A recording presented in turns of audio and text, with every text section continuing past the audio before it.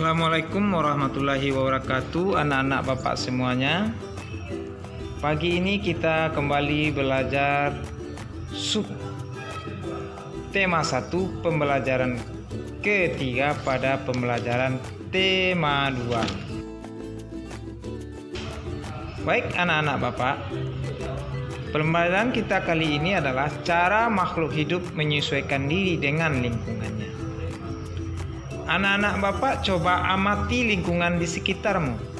Kamu pasti akan menemukan bermacam-macam tumbuhan.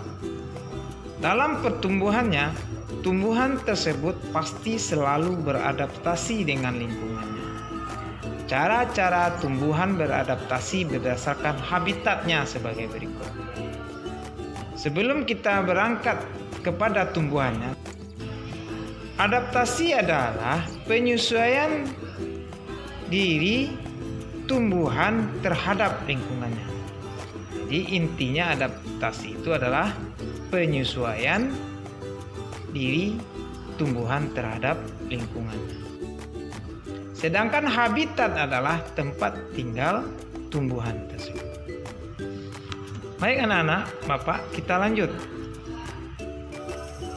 Contoh dari tumbuhan yang beradaptasi dengan lingkungannya adalah tumbuhan yang hidup di air. Tumbuhan yang hidup di air disebut dengan hidrofit. Tumbuhan hidrofit tumbuh dengan memiliki batang yang lentur dan ramping. Akar-akar yang dimiliki tumbuhan hidrofit yaitu kecil-kecil dan daunnya mirip dengan pita, sehingga tumbuhan ini mampu bertahan diri ketika dilanda arus air yang tiada henti. Yang kedua adalah tumbuhan yang hidup di gurun atau padang pasir. Contohnya adalah tumbuhan kaktus, yaitu kaktus merupakan tumbuhan yang mampu hidup di gurun. Kenapa begitu? Karena kaktus mempunyai kulit yang tebal sehingga mampu untuk menyerap cadangan air di dalam tubuhnya. Nah, oleh sebab itu kaktus dapat hidup di gurun karena gurun memiliki sedikit air. Itulah kelebihan tumbuhan kaktus. Yang ketiga adalah tumbuhan yang hidup di daerah yang bersalju. Daerah bersalju merupakan sebagian besar permukaannya tertutup lapisan es. Di daerah yang bersalju sangat dingin karena sinar matahari di daerah tersebut sangat lemah. Tumbuhan yang hidup di daerah bersalju melakukan hibernasi agar dapat bertahan hidup dengan tidur selama berbulan-bulan. Jadi tumbuhan itu bisa tidur selama berbulan-bulan yang hidup di tempat yang bersalju. Kemudian yang keempat, tumbuhan yang hidup di air asin. Bakau merupakan tumbuhan yang dapat hidup di air asin. Akar bakau menyaring sebagian besar garam dan air yang diserap. Kelebihan garam lainnya dikeluarkan ke permukaan daun dan batang. Bermacam cara tanaman beradaptasi. Tujuannya adalah untuk tetap bertahan hidup. Kita dapat mengambil hikmahnya, yaitu sebagai makhluk hidup kita harus beradaptasi dengan lingkungan. Allah Subhanahu wa Ta'ala menciptakan makhluk hidup seperti tumbuhan, hewan, dan manusia diberikan kelebihan masing-masing supaya mereka mampu hidup di dalam lingkungannya. Oleh karena itu, begitu besarnya kekuasaan Allah, begitu sayangnya Allah terhadap makhluknya. Sebagai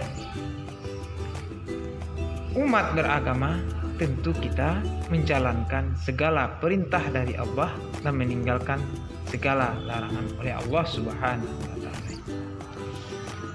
Baiklah, kita lanjut. Selain mempunyai kemampuan beradaptasi, tanaman juga memiliki kemampuan untuk melindungi diri dari musuh-musuh. Cara melindungi diri pada tumbuhan sebagai berikut. Yang pertama adalah menghasilkan racun. Jadi yang pertama adalah tumbuhan itu menghasilkan racun. Tumbuhan mengembangkan banyak racun yang kuat yang digunakan untuk mengusir hewan dan serangga. Contoh tumbuhannya adalah pohon jarak, kecubung, dan hemlock. Ya, beberapa tumbuhan itu mengandung racun sianida dalam daunnya yang dapat membutakan hewan pada saat memakannya. Nah, itu contoh dari hewan melindungi diri dari musuh-musuh. Yang kedua adalah bulu yang menyebabkan gatal. Tumbuhan bambu dan netel memiliki bulu-bulu yang dapat menyebabkan gatal-gatal apabila disentuh. Bahkan tumbuhan netel memiliki bulu yang sangat tajam yang dapat menyengat sehingga kebanyakan hewan menjauhinya. Yang ketiga adalah meniru keadaan lingkungan di sekitarnya. Tumbuhan batu atau lead hops banyak ditemukan di gurun Afrika. Tumbuhan ini memiliki 2 daun yang bulat dan tampak seperti batu. Daun tumbuhan ini melindungi diri dengan menyerupai bentuk batu agar tidak dimakan oleh hewan, menyerupai lingkungannya. Yang keempat adalah mengeluarkan getah. Getah tumbuhan cepat menempel pada tumbuhan hewan dan mengakibatkan hewan sulit bergerak, sehingga dapat menolong tumbuhan dari serangan hewan. Contoh tumbuhannya yaitu nangka, sao, bunga kemboja, dan karet. Kemudian yang kelima adalah memiliki duri yang tajam. Duri yang tajam pada tumbuhan untuk melindungi diri dari serangan hewan. Contoh tumbuhannya adalah mawar, salak, kaktus, bougainville, dan jeruk nipis. Ini sering kita temukan dalam kehidupan kita sehari-hari. Baiklah anak-anak Bapak, itulah salah satu cara makhluk hidup menyesuaikan diri dengan lingkungannya. Di samping tumbuhan diberi kelebihan oleh Allah menyesuaikan diri dengan lingkungannya, juga diberi kelebihan melindungi diri pada tumbuhan tersebut. Tujuannya apa? Tujuannya adalah supaya tumbuhan itu bisa bertahan hidup di habitatnya atau di lingkungannya. Oleh karena itu, manusia diciptakan oleh Allah juga diberi kelebihan. Apakah kelebihan manusia yang diberikan oleh Allah? Yaitu akal dan pikiran. Akal dan pikiran manusia harus dipergunakan sebaik-baiknya, supaya manusia itu dapat ridho dari Allah Subhanahu wa Ta'ala. Nah, sebagai berbangsa dan bernegara, kita sebagai manusia yang hidup di negara Kesatuan Republik Indonesia harus menjaga persatuan dan kesatuan. Supaya apa? Supaya dapat hidup aman dan nyaman di dalam hidup berbangsa dan bernegara. Nah, itu adalah salah satu contoh akal sehat yang kita pergunakan, yang diberikan oleh Allah kepada kita. Mengapa kita harus menjaga persatuan dan kesatuan? Karena kemerdekaan bangsa Indonesia itu diraih butuh perjuangan yang keras. Para pahlawan kita pada masa dahulu, mereka mengorbankan harta bahkan nyawa mereka untuk kepentingan bangsa agar bangsa ini merdeka. Gunanya bagi mereka adalah untuk generasi ke depannya supaya menikmati kemerdekaan tersebut. Salah satu contoh dari perjuangan mereka adalah memproklamasikan kemerdekaan Indonesia. Dalam sejarah berdirinya bangsa Indonesia, pada tanggal 17 Agustus 1945 merupakan hari di mana proklamasi kemerdekaan Indonesia dibacakan dan menandakan bahwa Indonesia telah merdeka.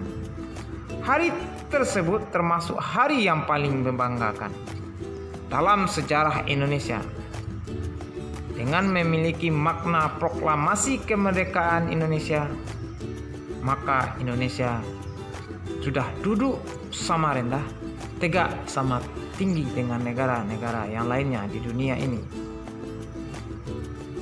Ada beberapa tokoh yang harus kita hormati, kita hargai jasa mereka di dalam proklamasi kemerdekaan tersebut. Yang pertama adalah Insinyur Soekarno. Beliau ini adalah Presiden pertama Republik Indonesia. Perannya dalam proklamasi adalah Bung Karno menyusun konteks teks proklamasi di rumah Laksamana Tadasi Maida. Yang kedua adalah Bung Karno menandatangani teks proklamasi atas nama bangsa Indonesia bersama dengan Bung Hatta. Yang ketiga adalah Bung Karno membacakan teks proklamasi kemerdekaan Indonesia di kediamannya di Jalan Pengasahan Timur nomor 56. Yang kedua adalah Dr. Andus Muhammad Hatta. Beliau adalah Wakil Presiden Indonesia yang pertama. Peran beliau dalam proklamasi adalah yang pertama, Bung Hatta menyusun konsep teks proklamasi di rumah Laksamana Tadasi Maida bersama Bung Karno. Yang kedua adalah Bung Hatta menandatangani teks proklamasi atas nama bangsa Indonesia bersama Bung Karno. Baiklah anak-anak Bapak, itulah pembelajaran kita pada hari ini. Mudah-mudahan anak-anak Bapak dapat mengambil makna dalam pembelajaran hari ini. Pembelajaran kita hari ini kita akhiri dengan membaca Alhamdulillahirabbil alamin.